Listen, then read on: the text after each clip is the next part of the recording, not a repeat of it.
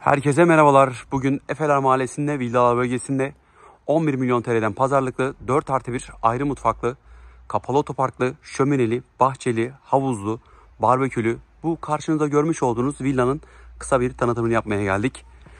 Villamızı görebiliyorsunuz.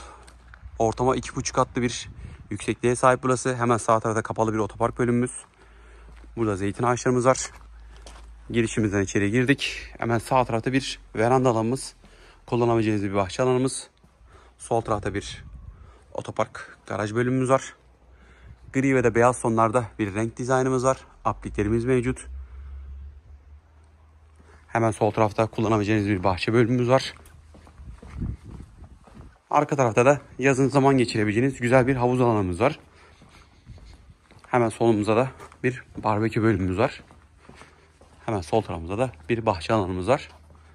Kullanmadığınız eşyaları koyabileceğiniz bir depo bölümümüz var. Gri ve de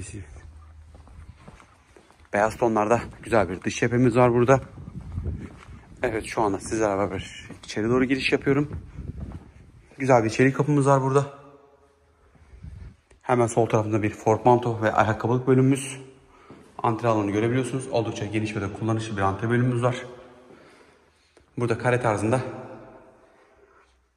bir salon bölümümüz mevcut. Hemen karşımızda şöminemiz var. Güzel bir tavan aydınlatma sistemine sahip. Gizli ledlerimiz mevcut.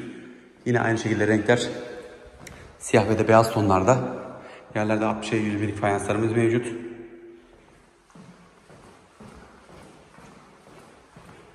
Hemen sağ tarafta bir lavabo ve WC bölümümüz var. Güzel bir Hilton lavabomuz. Asmalı bir WC bölümümüz. Havalandırmamız var hemen karşı tarafta. Ve sizlere güzel, geniş ve de kullanışlı bir mutfak bölümünü gösteriyorum. Tamamen boydan boya bir mutfak alanımız mevcut burada. Güzel bir ışıklandırma sistemine sahip.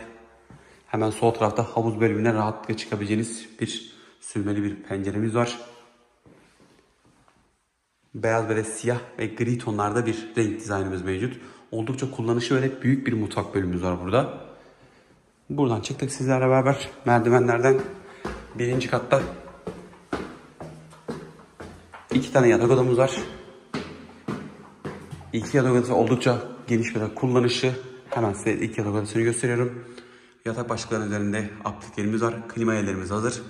Güzel bir tavan aydınlatmamız var burada. Yerler tamamen laminant parke. Bir Fransız balkonumuz ve kullanabileceğiniz bir balkon bölümümüz var. Giyinme bölümümüzü görebiliyorsunuz. Burada böyle ayna bölümümüz, giyinme dolabımız. Hemen ebeveyn banyosunu gösteriyorum sizlere. Hilton lavabomuz, ayna bölümümüz, asmalı bir WC bölümümüz, duşakabin alanımız.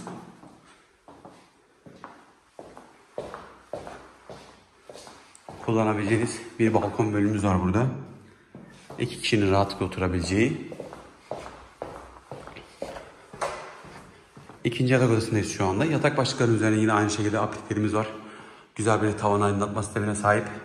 Gömme bir 4 kapaklı bir gardırop bölümümüz var. 2 tane çekmecesi var. Beyaz tonlarda bir gömme şeklinde bir gardırop bölümü oluşturmuşlar. Buranın kullanabileceği bir balkon bölümümüz var.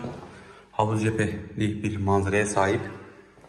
Ve bir ebeveyn banyo WC bölümümüz. Hemen karşımızda Hilton lavabomuz, yuvarlak bir ayna bölümümüz, asmalı bir WC alanımız ve duş bölümümüz mevcut.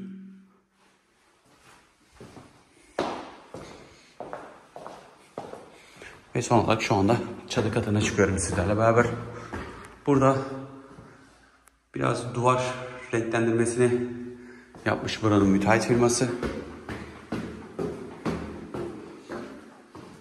Güzel bir doğa manzaramız ve sonbahar manzaramız var. Hemen altında da aplik tarzında bir yansıtıcı kullanılmış. Burada kırık bir yatak odamız var. Oldukça kullanışlı bir yatak odası bölümü. Kalorifer yerlerimiz hazır. Burada bir ortak banyo ve WC bölümümüz var. Hemen sağ tarafımızda bir duşakabin alanımız. Karşımızda bir asmalı WC bölümümüz. Bir Hilton lavabomuz, aynalı dolabımız. Çamaşır makinesi için yerimiz. Hemen üstünde de termosifon için yerimiz hazır burada. Beyaz ve de siyah tonlarda bir renk dizaynımız var. Oldukça kullanışlı bir Banyo ve WC bölümümüz var burada. Ve son olarak sizlere 4. yatak odasını gösteriyorum. Yerler alamayan parkeli. Oldukça güzel ve de kullanışlı. Klima yerimiz hazır.